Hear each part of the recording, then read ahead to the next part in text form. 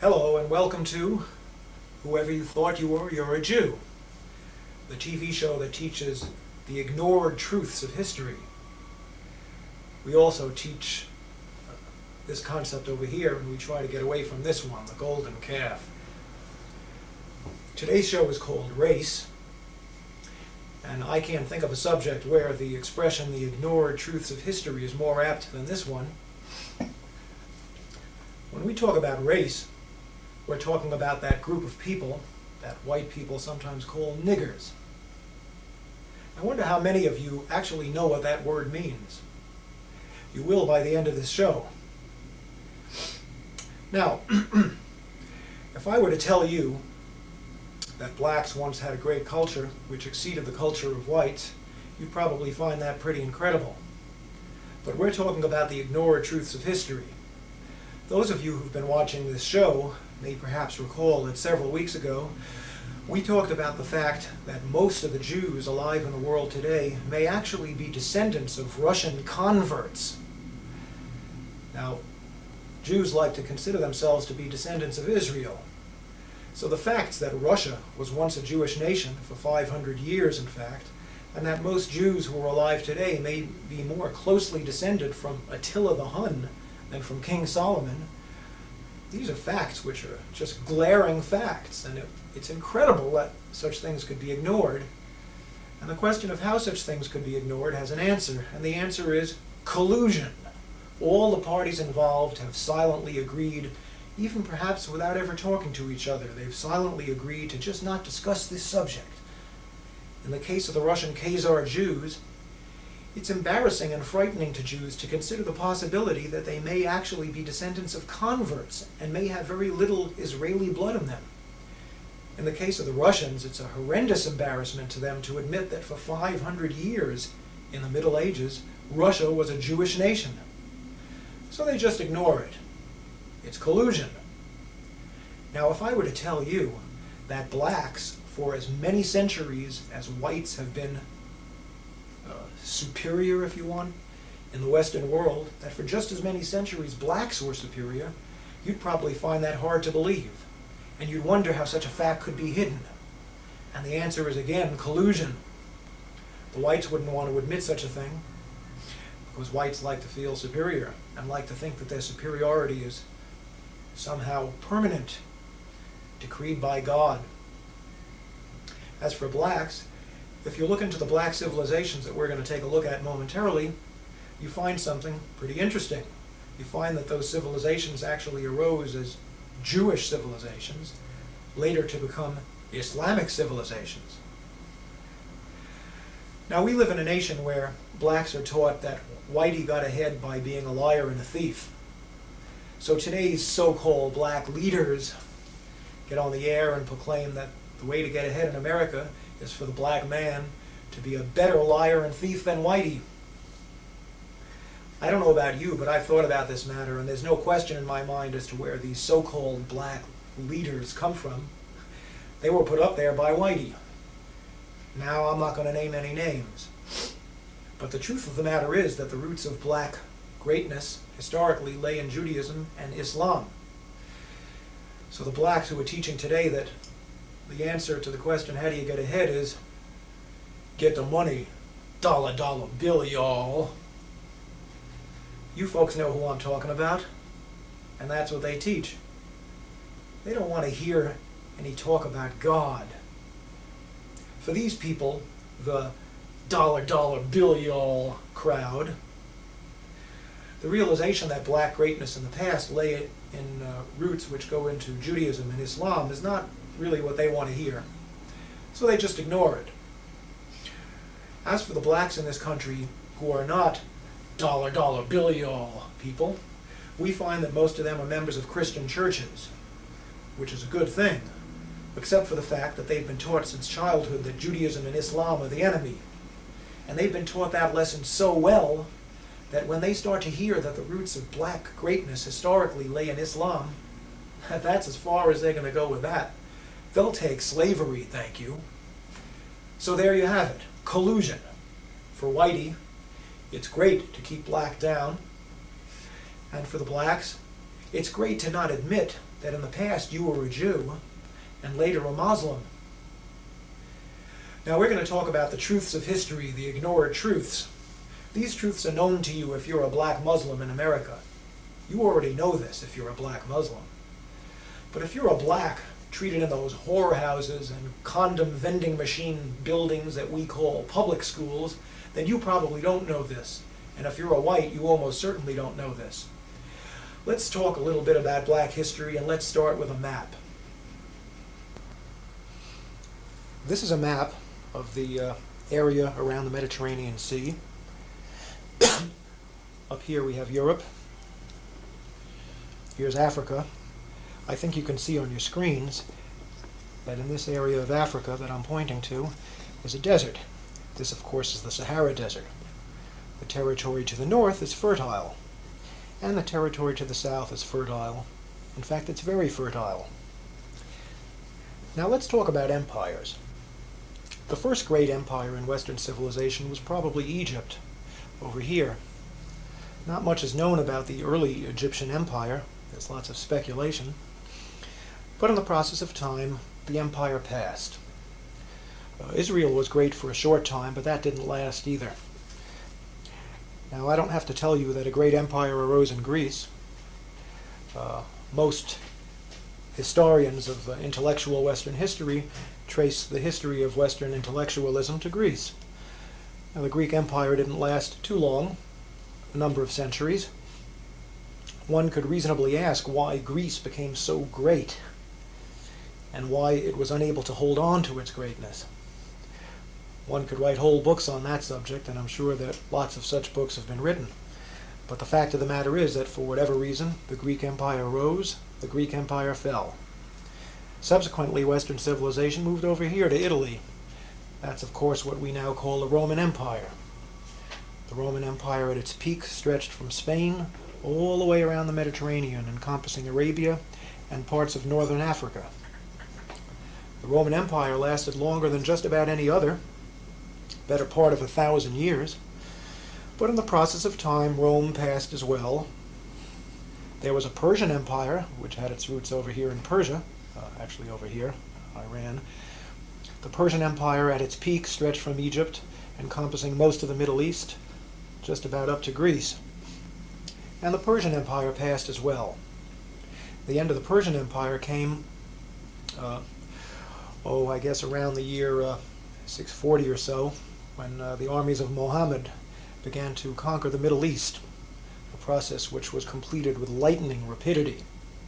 So the next great empire was the Empire of Islam, an empire which, in many respects, has not ended to this day. It arose in Saudi Arabia, immediately conquered the entire Middle East, conquered Persia. The Persian Empire was Zoroastrian in religion. They got rid of that, replaced it with Islam.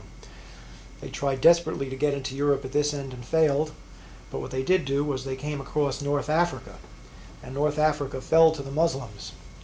It fell quickly, so that by the year 710, they were over here at the Straits of Gibraltar. That was only about 60 years after the death of Muhammad. It took them only 60 years to conquer the entire Middle East and get over to this point right here. This puts us at the year 710 AD. Now in the year 710 AD, a fellow by this name, let's get him to stand up a little better, Tariq ibn Ziyad, means Tariq the son of Ziyad. Tariq was, I believe, a Moroccan. This is Morocco over here. In other words, he was a Moor, a man from Morocco. This whole North African empire, Islamic empire, came to be called the Moors, or in Shakespeare, the Blackamoors. Sounds like we had some black people there, huh? Tariq took the armies of Islam across the Straits of Gibraltar and landed on the Rock in the year 710 AD. You'll never guess what he did next. He burned the boats. He'd made up his mind that if his armies of Islam could not conquer Spain, they weren't going home. So he burned the damn boats, and that left them facing one way, which was straight forward. And in the year 710, they swept across the Iberian Peninsula, and they took the land that we now call Spain for Islam.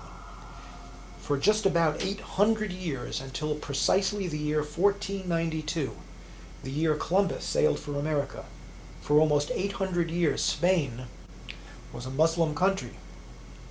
The army stopped at the Pyrenees Mountains because they couldn't beat the French.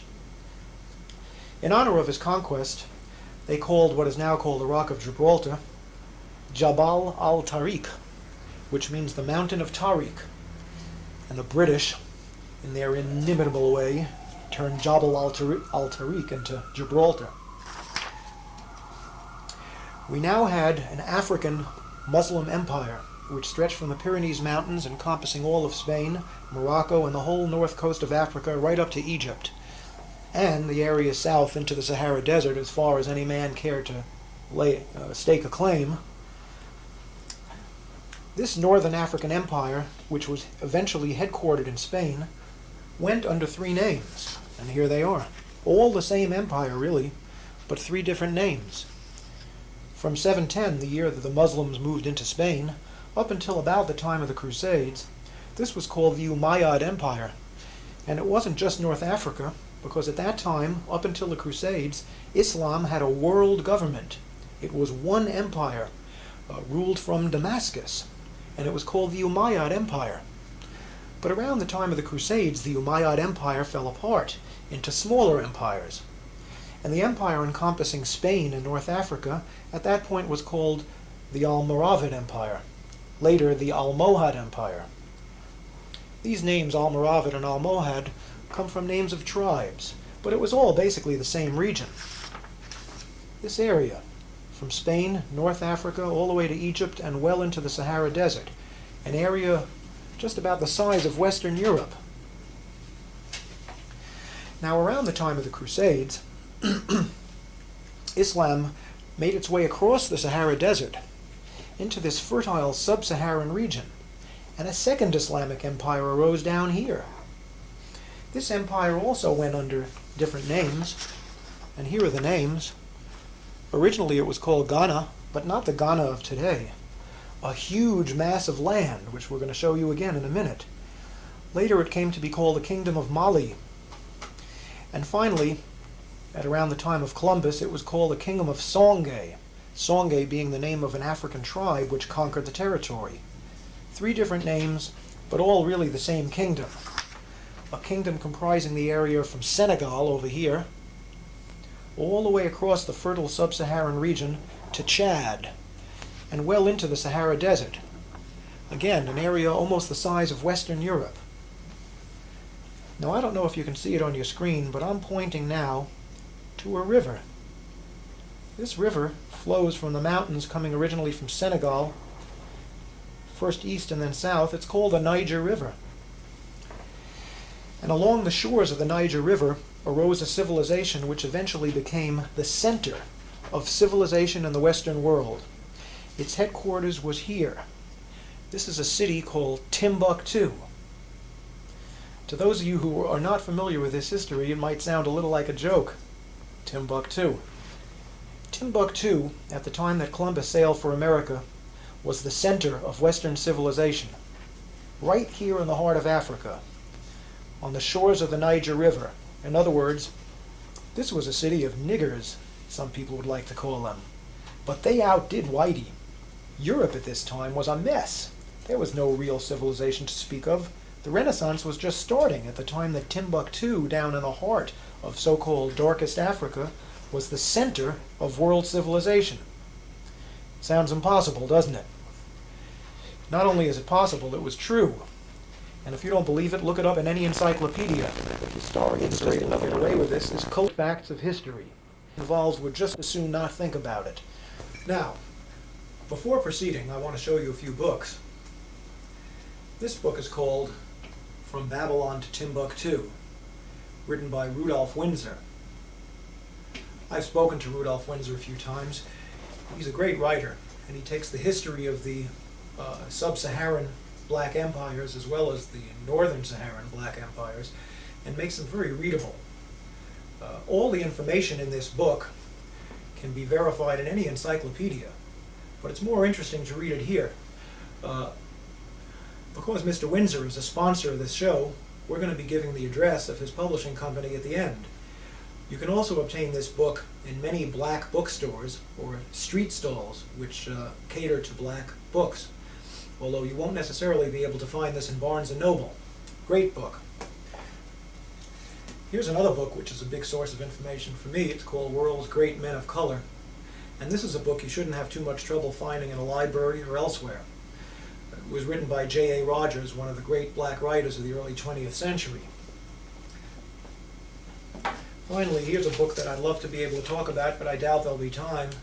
It's called The Sign and the Seal by Graham Hancock. It was a bestseller for its genre not too long ago. It tells the story of the Ark of the Covenant. And if you're like me, by the time you finish this book, you're going to believe, as the author believes, that the Ark of the Covenant is in Ethiopia, where it's been for thousands of years. That is, God, if Mr. Hancock is correct, gave the Ark of the Covenant to niggers. Think about that. Of course, a lot of people don't believe that. I'm not 100% sure it's true myself, but I'm about 90% convinced. In any event, I don't think we're going to have time to talk about the Ark today. Let's talk about Spain during the Middle Ages. I want to read something to you. I want to read you a little passage about Moorish Spain as Europe's cultural center.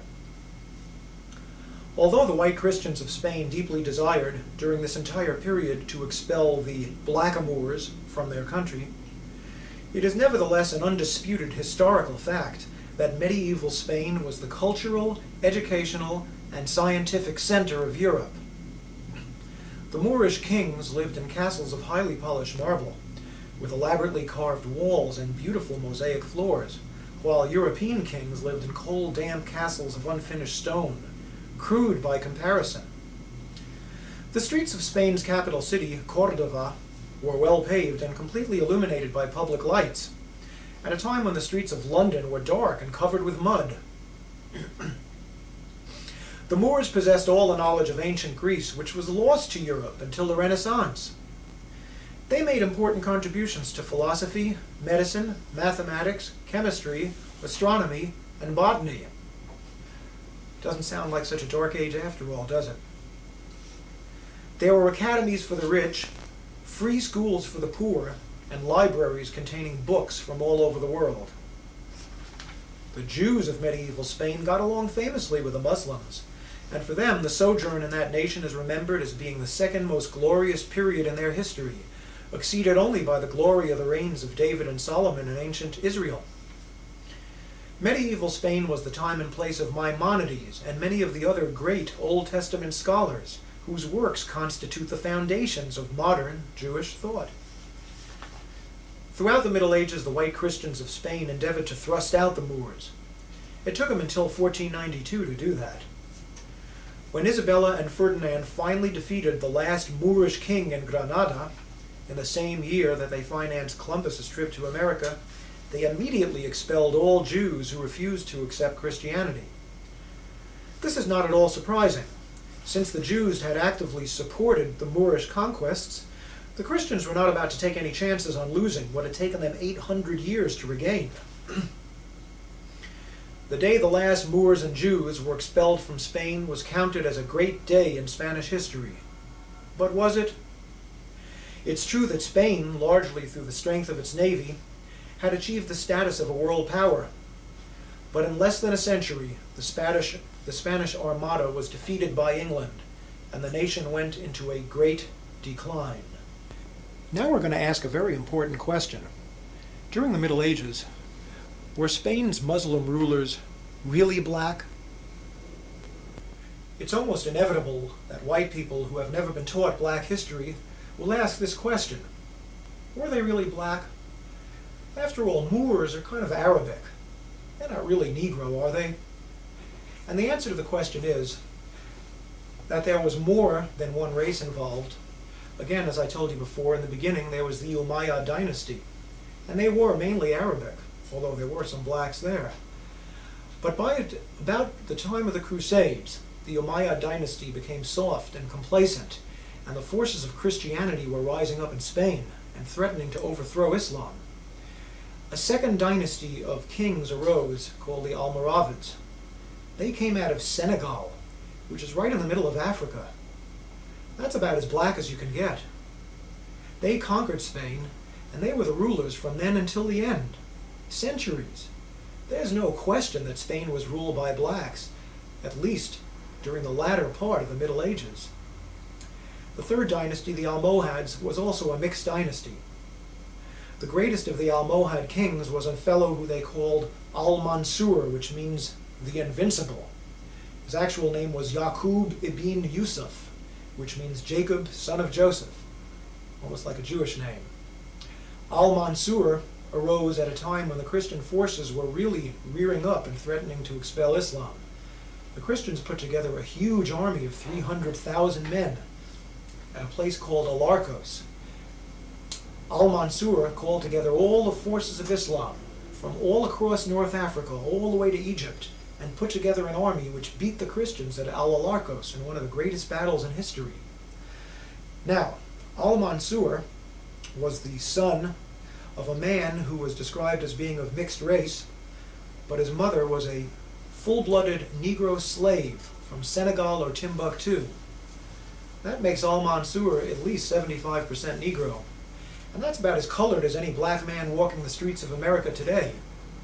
So the answer to the question is yes, Spain was ruled by blacks during the period when it was indisputably the cultural, scientific, and educational center of Europe, believe it or not. Now the slightly out of focus map on the left-hand side of your screen shows the approximate boundaries of the medieval Great Black Sub-Saharan Kingdom, known variously as Ghana and then Mali and later Songhai, all the same kingdom, a rather large kingdom. The yellow color shows the modern nation of Mali, which is of course much smaller, and right in the midst of it is a large black arrow showing the location of Timbuktu, the greatest city of that nation. I'd like to read you something about Timbuktu. This kingdom was originally called the Kingdom of Ghana. From about 300 AD up to the time of the Crusades, Ghana was a Jewish nation. This has been documented by the writings of one Eldad the Danite, whose works constitute the main historical source of information for this time or place. So this was a Jewish kingdom. Did you know that there were Jewish kingdoms in Africa? After North Africa was converted to Islam, an immensely lucrative trade developed between Ghana and the Islamic states to the north. In other words, the empire that was centered in Spain, which we talked about. At first, the Ghanans traded gold, then iron, which was used to make weapons. Eventually, they traded grain, which proved to be the most lucrative of all. Shortly after the year 1000 AD, the kings of Ghana converted to Islam. Subsequently, the city of Timbuktu became the center of trade for the entire world, not just Africa. At that time in history, movement of goods across Europe from land was out of the question, because Europe was a collection of warring barbarian states. So all goods from the east, and that means all goods period, because there weren't nothing being made in the west at that time, all goods from the east were brought to Egypt, where they were loaded onto caravans. The caravan routes all converged at Timbuktu, which, by the 15th century, had become one of the wealthiest cities in the world. From Timbuktu, the goods were transported 1,000 miles to the Atlantic coast, from where they were loaded onto ships bound for Europe. In the 14th century, the University of Sankore was founded at Timbuktu, and this city began to become one of the world's leading centers of academic learning. Ghana, which by then was known as Songhai, came to be known as the Mecca of the Sudan. By the year 1500, this empire in the heart of so-called darkest Africa had become the center of the Islamic world, at a time when the Renaissance in Europe had barely begun. The students of Timbuktu were sent out to the great Muslim universities of Spain, North Africa, and Asia, and the learned men of all races and nationalities were paid handsomely to come into Timbuktu to teach. The commodity which came to be the most profitable object of trade in Timbuktu was not gold or silver or grain, but books. It has been written that there were more books in the library of the University of Sankore than in all the libraries of Europe combined. It is also said that the entire body of male free citizens was literate. Leadership and authority were in hands of the learned scholars of the city. There was a legendary 14th century Muslim traveler named Ibn Battuta. He's kind of like the Marco Polo of the Arab world. And this is what Ibn Battuta had to say about Timbuktu, and I quote, "The inhabitants had a greater abhorrence of injustice than any other people. Neither the man who travels nor he who stays at home has anything to fear from robbers or men of violence." The driving force behind these developments was God and nothing else. Timbuktu arose as a Jewish empire and blossomed under the banners of Islam. There's no question about what the source of greatness was, not black skin color, but God. So maybe you're starting to understand what I mean when I say, whoever you thought you were, you're a Jew. We're out of time now. Please tune in next week when we're going to talk about the relationship between God and enlightenment.